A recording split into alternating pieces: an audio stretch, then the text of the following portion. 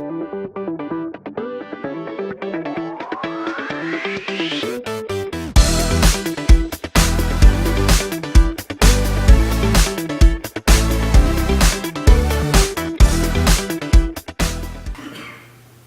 afternoon, everyone. My name is Yafeng. I come from Wuhan University of China. I'm glad to be here for introduce our work. The title is Proactive Unlabeled Learning for Deceptive Review Detection. Our work mainly includes the following parts. First, introduction, challenger, motivation, then our proposed method, decide, experiment, set up, last, results, and conclusion. Introduction. Since review information can get people's perceived behavior, this leaves room for promoting the generation of deceptive reviews. The user can easily be deceived by deceptive reviews. Here is a simple example. The username is MNSR. He comes from North Island. He wrote, I was so looking forward to staying at this hotel with my family because of the positive reviews on TripAdvisor, but sadly it was the poor choice. I have no idea how this hotel is ranked #1, as I have been badly disappointed. Obviously, this man is cheated by deceptive reviews. The total comments is, this is not a 5-star hotel. Two main problems make it a 3-star at best. Next, let's look at two definitions. The first is the deceptive reviews. Those deliberately mislead the readers by giving unserving positive reviews to some target objects in order to promote objects, or by giving unjust negative reviews to some target object in order to damage their reputation. There is another type of reviews. We call them disruptive reviews. Those are no reviews, which mainly include advertisements and are irrelevant reviews containing no opinion. Disruptive reviews pose little threat to people because humans can easily identify and ignore them. We focus on the more challenging ones, deceptive reviews. Challenger. Generally, deceptive review detection is deemed to be a classification problem based on the positive and negative examples and annotated by people. Supervised learning is utilized to build a classifier, and then an unlabeled review can be predicted as a deceptive review or truthful one. But the work from OTT shows that humans cannot identify deceptive by their prior knowledge, which indicated that human annotated review datasets must include some mislabeled examples. These examples will disturb the generalization ability of the classifier. So we think simple supervised learning is regarded as unsuitable for the task. It is difficult to come by human labeling needed for supervised learning and evaluation. We cannot obtain the datasets containing deceptive reviews. However, we think we can get some truthful reviews with high confidence by hierarchical rules and prior knowledge. Meanwhile, a lot of unlabeled reviews are available, so our motivation is as follows. Based on some truthful reviews and a lot of unlabeled reviews, can we build an accurate classifier to identify deceptive review? Peer learning method is proposed to solve the above problem by integrating SVM and LDA. There are some examples in unlabeled reviews. These examples are easily mislabeled by people. In the paper, we call them spy example. An important issue is how to deal with spy example, which is not easily handled by the previous peer learning technique. We proposed a semi-supervised learning method, mixing population and individual property peer learning. by assigning similarity weights and incorporating weights into SVM learning phase. The paper makes following contributions. For first time, peer learning is defined in the environment of deceptive review detection. Second, improved peer learning is proposed based on LDA and SVM. Our proposed method. In our peer learning, truthful reviews are named productive examples, and the deceptive reviews are called negative examples. P is defined as a set which contains productive examples. U is a set for lambda examples. Our method adapts the following 4 steps. Step 1. Extract the reliable negative examples. Step 2. Compute the representative positive and negative examples. Step 3. Generate the similarity weights for spy examples. Last step. Build the final SVM classifier. Let's say step 1. Extract the reliable negative examples. Previous work to solve this problem with spy technique or rich technique. In order to get reliable negative examples, we select the examples are classified negative by both techniques. After this step, set NS is stored all reliable negative examples. All spy examples are stored in set US. Step 2, compute the representative positive and negative examples. Firstly, LDA used to cluster the examples into N microclusters. Then, representative positive examples, PK, and N representative negative examples, NK, can be obtained using the following formula. Step 3. Generate the similarity weights for spy examples. In our paper, a spy example X uses the following probability model, where P plus X and P negative X are similarity weights, which represent the probability of the X belonging to the positive class and the negative class. Similarity weights are decided by mixing global information and local information. Global information are produced based on population property.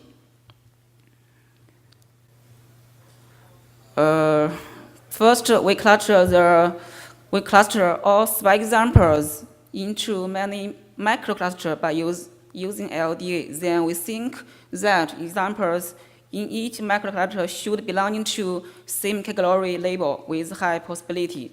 The category label of single example is decided to by computing the category label of this microcompute cluster. Population property considers the similar relationship between the examples. However, its disadvantage is it can't distinguish the difference of the examples in one microcluster. For example,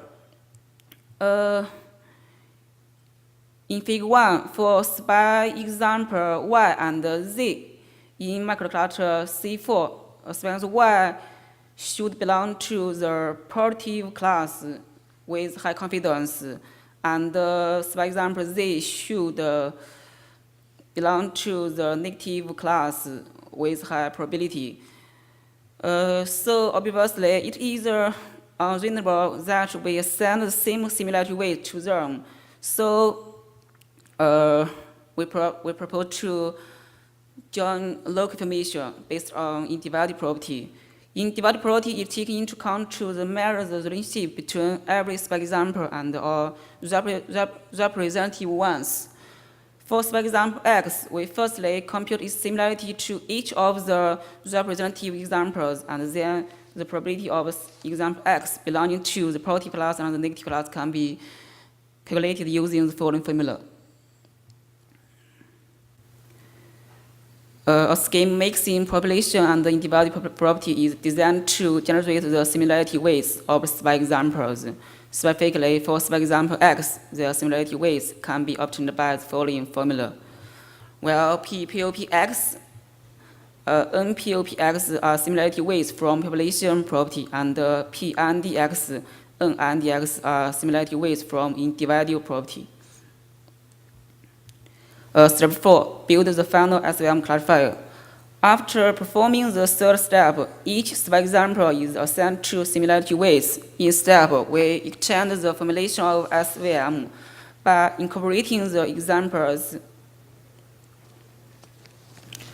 in positive set P, reliable negative set ENS, sub-example set US, and their similarity weights into a SVM-based learning model. Specifically, we can get the optimization problem also on the right. In this optimization function, it is known that a big value of P plus xj can increase the effect of the parameter so that the corresponding examples xj becomes more significant towards the positive class.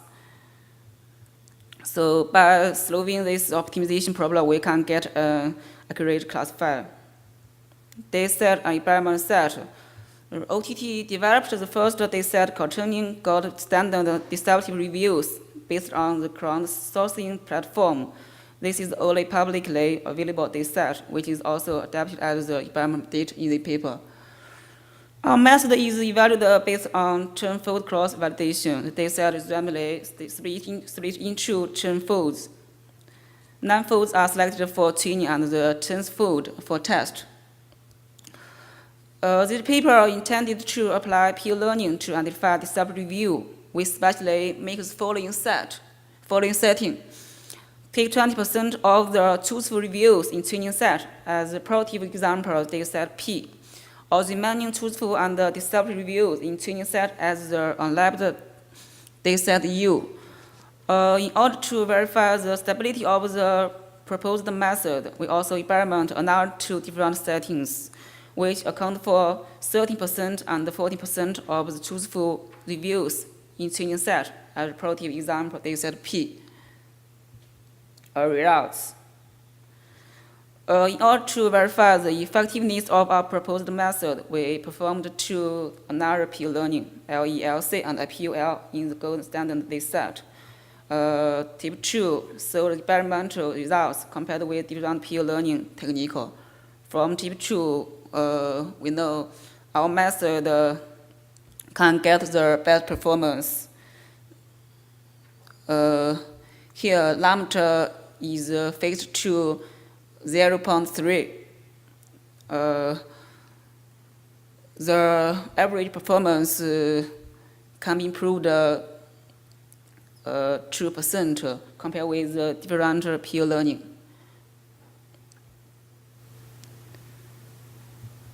Parameter sensitivity. Should we select the more population information or individual information? We experiment with the different value on the of the parameter lambda on MPLPR performance. From the right figure, we can see when lambda is figured to about 0.3, our method can get the best performance. The paper proposed a novel peer learning technique to identify deceptive reviews. Firstly, the spec examples are assigned similarity weights by integrating the information from the population property and the individual property. Then the spec examples and their similarity weights are incorporated into SVM learning phase to build an accurate classifier. Environmental results on gold standard dataset show the effectiveness of our proposed method. Thanks.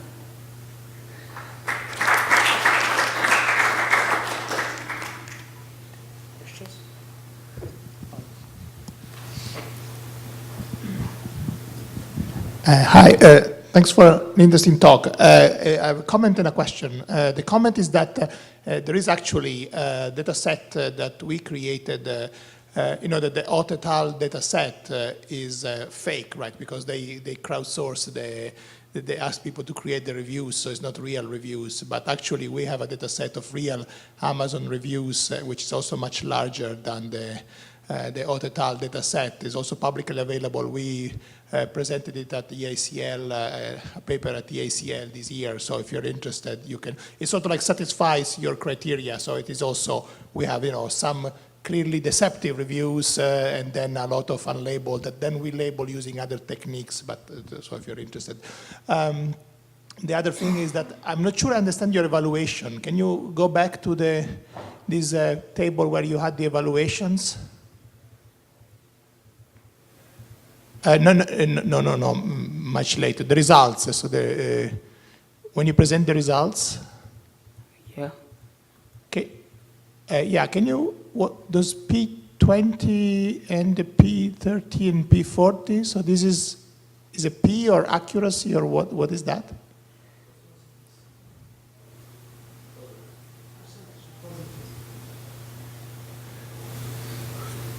Positive.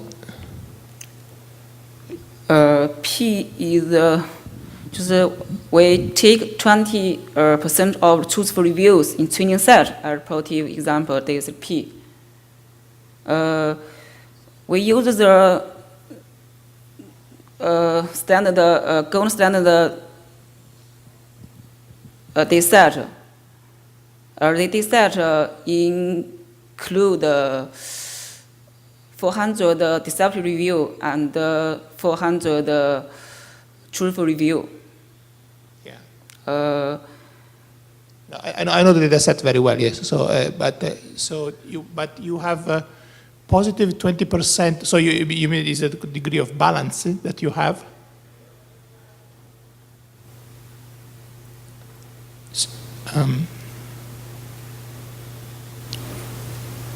So the P that you give us, what does it mean? Take 20% of the truthful reviews? Oh, I see. So because you already know the labels of all the, okay, yeah. 20%, 30%, or 40% we make the following of the setting intend to apply peer learning to. Okay. Thanks. Hi. You mentioned that it's the first time that the pure learning has been applying for detecting deceptive opinions, right? It was in one of your previous slides. Well, anyway, and I'm afraid it's not. Just to let the audience know, there is recent work, I think from this year, by Bing Liu and colleague. I don't remember the name of the colleague. And another work that I know even better because was carried out by a PhD student of mine, where in both cases, pure learning is applied in order to detect deceptive opinions and using the corpus you mentioned. So it's would be interesting to compare results, or at least to further investigate what also other colleagues did using another way of applying pure learning. Your approach is based on the combination of LDA and supervector machine. So probably this is is the first time that the pure learning is applied to detect deceptive opinions on this basis, but it's not correct saying that is the first time because there are already 2 works published where pure learning has been employed. If you want, later I can give you the references of the works. Okay. Thank you.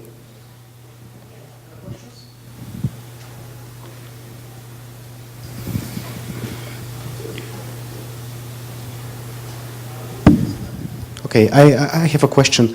So you make a claim at the beginning which I find a little bit too strong. You say that because they are deceptive reviews, if you want to train a system for sentiment analysis, this makes using supervised methods not really suitable. And this is, I mean, I find this a little bit too strong as a claim because, you know, okay, there's certainly some noise in the data set, but this is probably true for all data sets, right? There's whatever kind of annotations we have, that's why people have this annotation agreement and so on, right? That people are, even when you try like your best to come up with good annotations, you know, there's always some noise, and many algorithms for machine learning are actually robust to this kind of noise. So why do you think that here, you know, in this particular context, the problem is so hard? I mean, do you have some feeling about how many of the training examples are actually deceptive? I'm sorry. I mean, what I'm trying to say is that in any data set, there's some noise. And by having some deceptive reviews, right, you introduce some noise into the system, but many machine learning algorithms are, you know, can tolerate some degree of noise. The question is this noise so high in your case that it's not tolerable?